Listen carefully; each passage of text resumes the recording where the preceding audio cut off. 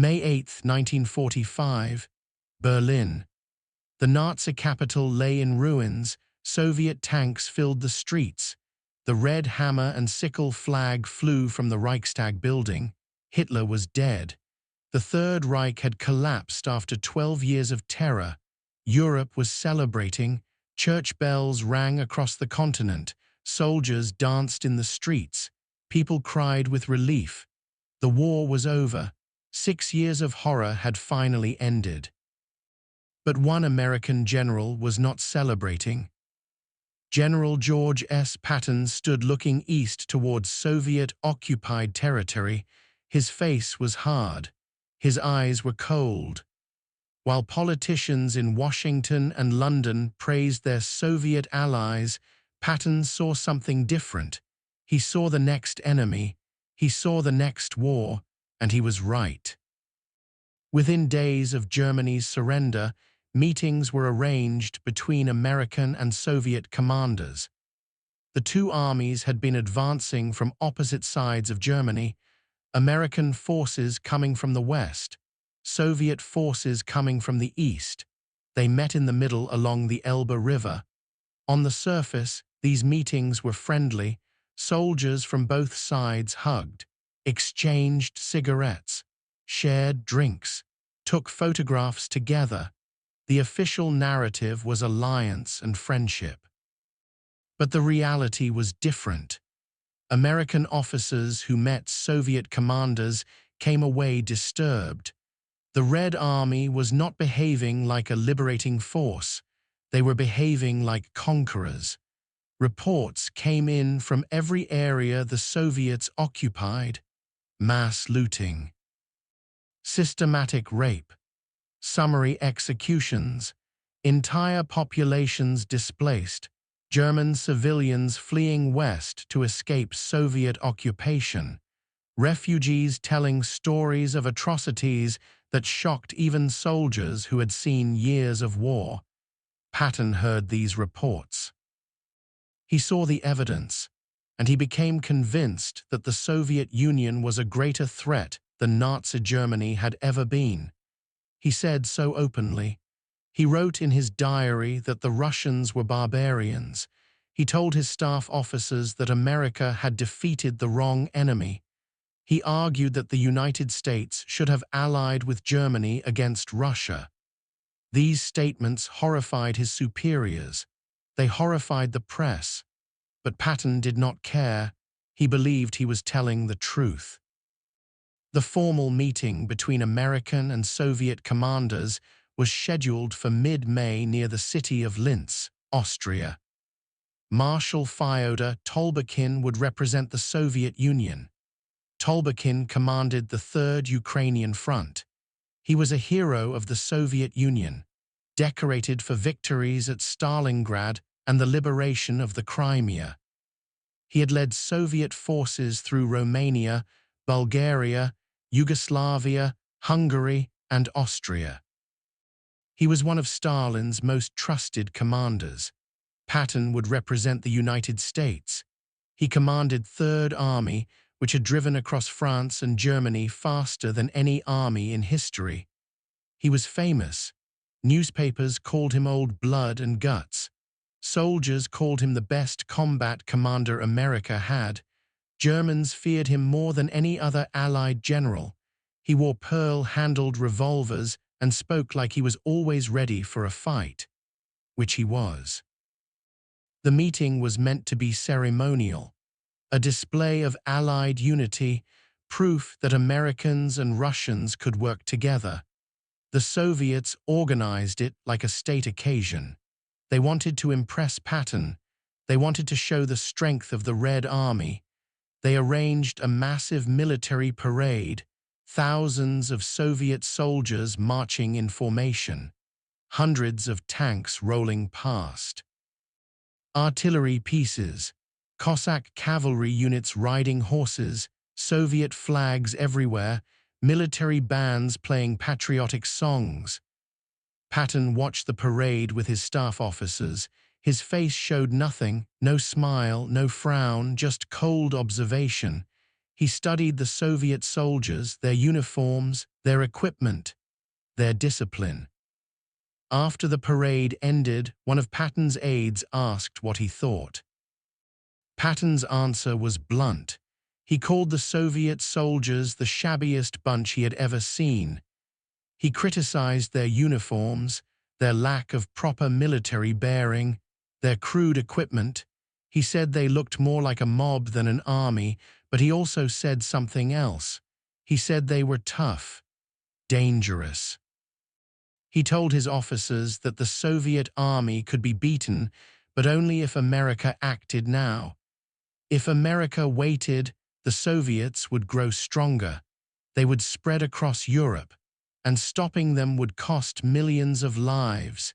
His staff officers listened uncomfortably. This was not the kind of talk appropriate for a victory celebration. This was talk of a new war, and nobody wanted to hear it. After the parade came the banquet. The Soviets had prepared an elaborate feast, long tables covered with food, caviar, roasted meats, bread, vegetables, and vodka, bottles and bottles of vodka. Drinking was central to Russian military culture. Toasts were not just tradition. They were tests of respect and loyalty.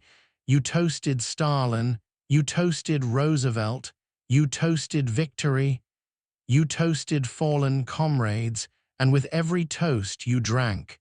Refusing to drink was an insult. Refusing to toast was worse. Patton hated vodka. He preferred whiskey. He thought vodka tasted like rubbing alcohol, but he understood the cultural importance, so he participated in the toasts. He raised his glass when appropriate. He drank when required, but his face remained hard. He smiled only when absolutely necessary. Soviet officers noticed. They whispered among themselves. The American general was not happy to be here. The atmosphere at the banquet was tense despite the surface friendliness. Soviet generals smiled, but their eyes were watchful. American officers laughed, but the laughter was forced. Everyone was performing. Everyone was pretending this was a celebration between allies. But underneath, both sides knew better. The Americans saw the Soviets as brutal occupiers. The Soviets saw the Americans as weak capitalists. They were not friends. They were temporary partners whose partnership had just ended. As the banquet continued, the toasts became more frequent, more elaborate. Soviet generals stood and gave long speeches praising the alliance, praising the sacrifices both nations had made, praising the victory they had won together. American officers responded with their own toasts, praising Soviet courage, praising the Red Army's victories. Everyone said what was expected. Everyone performed their roles, but the tension never went away. Then Marshal Tolbukhin stood. The room went quiet. He was the senior Soviet officer present. When he spoke, it mattered. He raised his glass. He looked directly at Patton. He spoke in Russian. An interpreter translated. Tolbukhin proposed a toast to the solidarity of the Allied nations, to the friendship between the United States and the Soviet Union, to continued cooperation in building a peaceful world. He smiled at Patton. He waited. Everyone looked at Patton. This was the moment. The American general was expected to stand, to raise his glass, to say something polite about Allied friendship, to drink. That was the script. That was what diplomacy required. Eisenhower had ordered his generals to be friendly with the Soviets. The press was watching. This meeting would be reported in newspapers across America. Patton needed to behave. Patton stood slowly. He did not pick up his glass. He looked at Tolbukhin. The room went completely silent. American officers held their breath. Soviet officers leaned forward. What was Patton doing? Patton spoke clearly in English so everyone could hear. He said he would not drink to Soviet friendship. He said he would not toast cooperation with Russia. He said he saw no reason to pretend America and the Soviet Union were allies now that Germany was defeated. The interpreter froze. He looked at Patton with shock. He looked at Tolbukhin. He did not know what to do. These words could not be translated. This was not just diplomatic rudeness. This was an open insult. Refusing a toast in Russian culture was like slapping a man across the face. American officers stared in horror. Some started to stand, thinking they needed to intervene. Stop Patton before this turned into a disaster. But Patton was not finished. He looked directly at Tolbukhin and said something even worse. He said he would not drink with any Russian. He used a profanity. He called the Soviets exactly what he thought they were. The words came out clearly, deliberately, with no attempt to soften them. Patton was not losing his temper. He was making a calculated statement. He was refusing to participate in the lie that America and Russia were friends. The interpreter turned pale. He whispered to Patton that he could not translate those words, that saying such things would cause a diplomatic incident, that this could destroy American-Soviet relations. Patton leaned forward. He told the interpreter to translate exactly what he said, word for word, no softening. No diplomatic language, say it. The interpreter had no choice. He turned to Tolbukhin. He translated Patton's refusal. He translated the insult. He used the exact words Patton had used. The room went dead silent. You could hear breathing. You could hear hearts beating. American officers waited for Tolbukhin to explode, to walk out, to order his guards to arrest Patton, to pull out his sidearm. This was the kind of insult that started fights, that started wars. For a long moment, Tolbukhin did not react. He stood perfectly still. His face was unreadable. Soviet officers around him tensed. Some reached for their weapons. The American officers prepared for the worst. This banquet was about to turn into a brawl, or worse. Then something unexpected happened. Tolbukhin smiled, not a small diplomatic smile, a real smile. Then he started to laugh. He laughed loudly. He slammed his hand on the table. He looked at Patton with something that might have been respect. He spoke in Russian. The interpreter, still shaking, translated. Tolbukhin said that Patton was also exactly what Patton had called him. He used the same profanity. He returned the insult word for word. The tension broke like a snapped wire. Tolbukhin raised his glass again. He said now that they understood each other, they could drink as equals, not as friends pretending to like each other, but as soldiers who respected each other's honesty. Patton looked at Tolbukhin. A slight smile appeared on his face. He picked up his glass. He said that was a toast he could drink to. They drank together. Two generals who hated each other's countries but respected each other's bluntness. The rest of the banquet continued, but something had changed. The pretense was gone. Soviet and American officers stopped performing friendship. They talked more honestly. The conversation was still tense, still uncomfortable, but it was real. Patton had destroyed the diplomatic fiction, and in a strange way that made the meeting more successful, because both sides now knew exactly where they stood. After the banquet, American officers gathered. They were shocked by what Patton had done.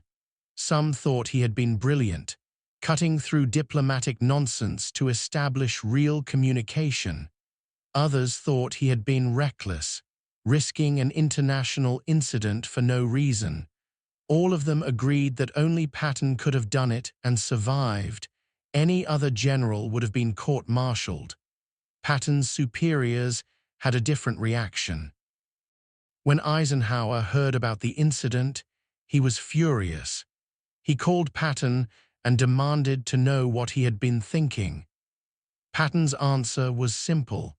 He had been thinking that America needed to stop pretending the Soviets were friends. He had been thinking that honesty was better than lies. He had been thinking that Soviet commanders respected strength and directness, not weakness disguised as diplomacy. Eisenhower told Patton to stop talking that way. The Soviets were allies. America needed to maintain good relations with Moscow. Patton was ordered to be polite, to follow diplomatic protocol, to stop making inflammatory statements about Russia. Patton listened to the orders, then he ignored them. He continued speaking his mind. He continued warning anyone who would listen that the Soviet Union was the next enemy. In the weeks after the banquet, Patton became more vocal. He told journalists that America should fight Russia immediately. He proposed rearming surrendered German soldiers and using them to attack the Red Army. He said the United States should push Soviet forces out of Eastern Europe by force. He predicted that if America did not act now, there would be decades of conflict. Millions would die. The world would be divided into hostile camps. His statements horrified Washington. Politicians accused him of warmongering. The press called him unstable. Fellow generals said he had lost perspective. Eisenhower was under enormous pressure to silence Patton. Finally, in September 1945, Eisenhower relieved Patton of his command. He took away Third Army, the army Patton had built and led across Europe. It broke Patton's heart. Patton was reassigned to a meaningless administrative position, shuffling papers, writing reports. He called it torture. He felt like he was being punished for telling the truth. He watched as Soviet forces consolidated control over Eastern Europe. Poland, Hungary, Czechoslovakia, Romania, Bulgaria, all fell under communist rule. The Iron Curtain descended exactly as he had predicted, and nobody in Washington seemed to care. 3 months after losing his command, Patton died in a car accident in Germany. His neck was broken. He was paralyzed. He died in a hospital bed on December 21, 1945. Some believed the accident was not an accident, that Patton had been assassinated because he knew too much and spoke too loudly. No evidence was ever found, but the timing was suspicious. The most vocal opponent of Soviet expansion died just as that expansion was beginning. History proved Patton right about almost everything. The Soviet Union did become America's enemy. The Cold War did last for decades. Millions did die in proxy conflicts from Korea to Vietnam to Afghanistan. Eastern Europe did suffer under communist occupation for 45 years. The alliance between America and Russia ended the moment Germany surrendered. Everything Patton predicted came true. The question historians still debate is whether Patton's solution was correct. Should America have fought the Soviet Union in 1945? Would rearming German soldiers and attacking eastward have prevented the Cold War? Or would it have caused World War III immediately? These questions have no clear answers. What is clear is that Patton saw the future when others did not. He recognized the threat when others were celebrating. He spoke the truth when others wanted comfortable lies.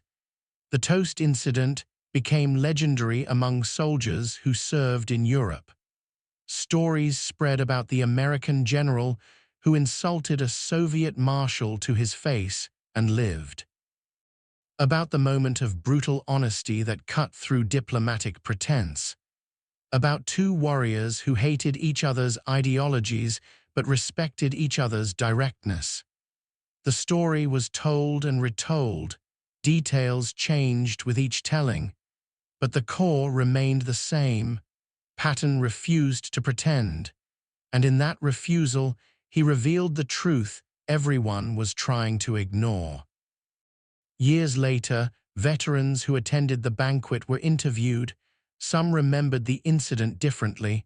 Some said it was Zhukov, not Tolbukhin. Some said the language was less harsh. Some said Patton was drunk. But all agreed on the essential facts. Patton refused a Soviet toast. He insulted the Soviet commander. The room went silent, expecting violence. The Soviet commander laughed and returned the insult, and both men drank together after dropping the diplomatic pretense. The incident symbolized something larger than one dinner party. It symbolized the end of the wartime alliance. It symbolized the beginning of the Cold War. It symbolized the fundamental incompatibility between American and Soviet visions for the post-war world. When Patton refused that toast, he was not just being rude. He was acknowledging a truth that everyone knew but nobody wanted to say. The alliance was over. The partnership was finished. America and Russia were enemies now.